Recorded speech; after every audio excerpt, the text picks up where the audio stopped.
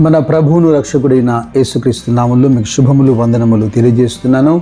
అనుదిన ధ్యానమునకు స్వాగతం. యెషయా గ్రంథం 30వ అధ్యాయం. ఈ అధ్యాయం ఎలా ప్రారంభమవుతుందో మీరు చూడండి. యెహోవా వాక్కు ఇదే, లోబడని పిల్లలకు శ్రమ. పాపమునకు పాపం కూర్చుకున్నట్లుగా వారు నన్ను అడగక ఆలోచన చేయుదురు. నా ఆత్మ నియమింపుని సంధి చేసుకొందరు. వారు నా నోటి మాట విచారణ చేయక ఫరో బలము చేత తమను తాము బలపరుచుకున్నటకు ఐగుప్తు నీడను శరణజొచ్చుటకు ఐగుప్తునకు ప్రయాణం చేదురు. ఫరో వలన కలుగు బలము మీకు అవమానకరమగును, ఐగుప్తు నీడను శరణజొచ్చుటకు సిగ్గు కలుగును. దేవుని పిల్లలు, దేవుని ప్రజలు వారి కలుగుతున్నటువంటి శ్రమ హింస మధ్యలో దేవుని ఆశ్రయించకుండా, దేవుని యొద్ద విచారణ చేయకుండా మనుషుల బలం మీద లేదా రాజులను నమ్ముకొనుట అనేది మనకు కనబడుతుంది. ఇక్కడ అషూరు మనకు కనబడుతుంది. అయితే దేవుని ప్రజలైనటువంటి యూదా మీదికి అషూరు యుద్ధానికి వచ్చినప్పుడు దేవుని పిల్లలు యెహోవా యొద్ద విచారణ చేయట్లేదట. ఐగుప్తును ఆశ్రయం చేసుకుంటున్నారు. ఫరో బలం మీద నమ్మకం ఉంచుతున్నారు. ఒక దేశం మీదికి యుద్ధానికి వచ్చినప్పుడు ఆ దేశానికి శక్తి సరిపోకపోతే ఇంకొక దేశాన్ని ఆశ్రయించి ఆ సైన్యాన్ని కొడతారు కదా, అలాగుంది ఇక్కడ వ్యవహారం.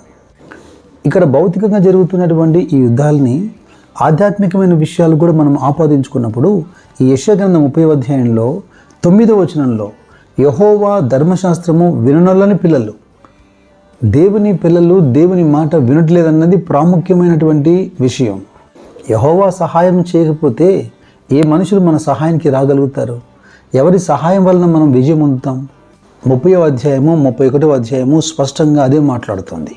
అలా యెహోవా యొద్ద విచారణ చేయకుండా మనుషులను ఆశ్రయించడం అనేది పాపమునకు పాపము కూర్చుకోవటం అంటున్నాడు. యెషయా మొదటి అధ్యాయంలోనే అసలు ప్రారంభమవుతున్నదే ఉజ్జియా, యోతాము, ఆహాజు, హిజ్కియా ఆ యూదారాజ దినములలో యూదాను గూర్చినటువంటి, యెరూషలేము గూర్చినటువంటి ప్రవచన వాక్యాలు ఇవి. యెహోవా మాట్లాడుతున్నాడు, ఆకాశము ఆలకించుము, భూమి చెవియొగ్గుము, నేను పిల్లల్ని పెంచి గొప్పవారిగా చేశాను, అయితే వారు నా మీద తిరుగుబాటు చేస్తున్నారు. ఎద్దు తన కామందును ఎరుగుతుంది, గాడిద సొంతమైన దొడ్డి తెలుసుకుంటుంది. ఇజ్రాయేలుకు తెలివి లేదు, ఈ జనులు యోచించరు.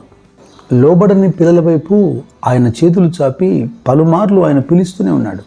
ప్రవక్త అంటున్నాడు 65వ అధ్యాయంలో 2వ వచనంలో, తమ ఆలోచనలను అనుసరించి చెడు మార్గమున నడుచుకొనుచు లోబడనొల్లని ప్రజల వైపు దినమంతయు నా చేతులు చాపుచున్నాను అని. ఆయన ప్రేమ ఎంత గొప్పదో చూడండి. అపోస్తలుడైన పౌలు రోమీయులతో మాట్లాడుతూ 10వ అధ్యాయంలో 20-21 వచనాలు అంటున్నాడు. యెషయా ప్రవచనాలు జ్ఞాపం చేస్తున్నాడు. మరియు యెషయా తెగించి, నన్ను వెదకని వారికి నేను దొరికి తిని, నన్ను విచారింపని వారికి ప్రత్యక్షమైతిని అని చెప్పుచున్నాడు. ఇజ్రాయేల్ విషయమైతే అవిధేయులై ఎదురాడు ప్రజలకు నేను దినమంతయు నా చేతులు చాచి తిని అని చెప్పుచున్నాడు. అవును, ప్రయాసపడి భారం మోస్తున్నటువంటి సమస్త జనులకు మన ప్రభువైన యేసుక్రీస్తు ఓ పిలుపునిచ్చారు. నా యుద్ధకు రండి అంటున్నారు.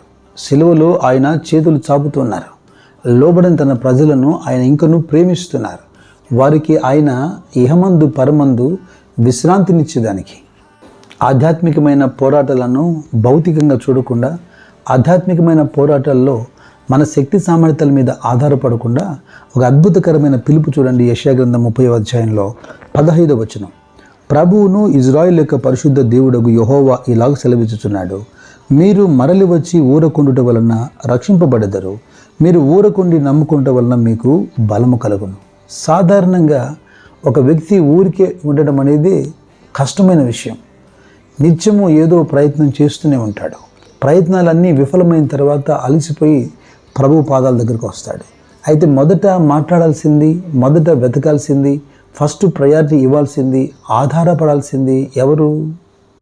కేవలం దేవునిపైనే కదా. ఆయనే నీ సహాయార్థమై రాజులను లేవనెత్తగలడు, మనుషులను పంపగలడు. నీవున్న చోటే ఆయన అద్భుత ఆశ్చర్యక్రియలు చేయగలడు. ఈ ఆత్మీయ ప్రగతి ప్రధానం ముందుకు సాగుతున్నప్పుడు అషూరు లాంటివాడు, ఐగుప్తు లాంటివాడు మనకు ప్రధాన శత్రువుగా ఉంటాడు. వాడు సాతానుకు ప్రతీక. అయితే యుద్ధము యెహోవాది, యుద్ధము యెహోవాది.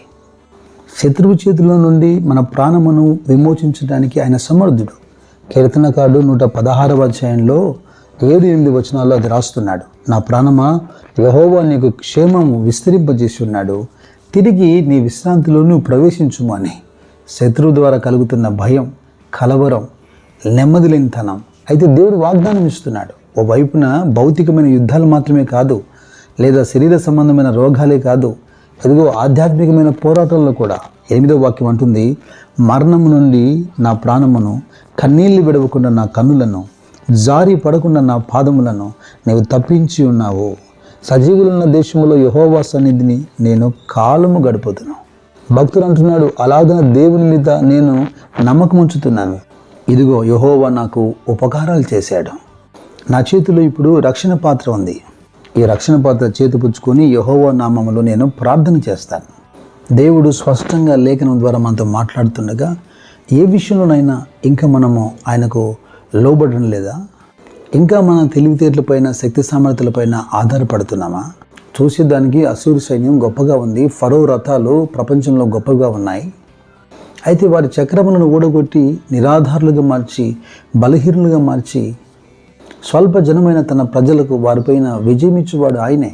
మన వ్యక్తిగత జీవితాల్లో కూడా ఎదురవుతున్న సమస్యలు అషూరులాగా, ఐగుప్తులాగా అవి అసాధ్యంగా మనకు కనపడతాయి.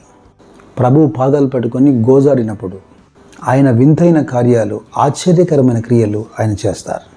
కలవరమంతా తీసివేసి శత్రు భయం నుంచి విడిపించి నీకు విశ్రాంతినివ్వగలరు. ఈ పాఠమును ఈ మాటతో నేను ముగింపు కొడతాను. తిరిగి ఈ మాటను జ్ఞాపకం చేసుకుందాం.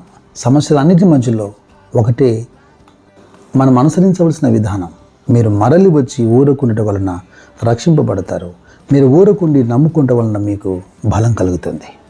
దేవుడు ప్రవచనాత్మకమైనటువంటి ఈ వాగ్దానములను మన జీవితంలో స్థిరపరచును గాక. ఇట్టి కృప ఇచ్చినటువంటి దేవుడు నిత్యము స్తుతి నందును గాక. మన పరమ తండ్రి ప్రేమ, యేసుక్రీస్తు ప్రభు కృప, పరిశుద్ధాత్మ అభిషేకము సహవాసం తోడై ఉండి మిమ్మల్ని నడిపించును గాక. God bless you.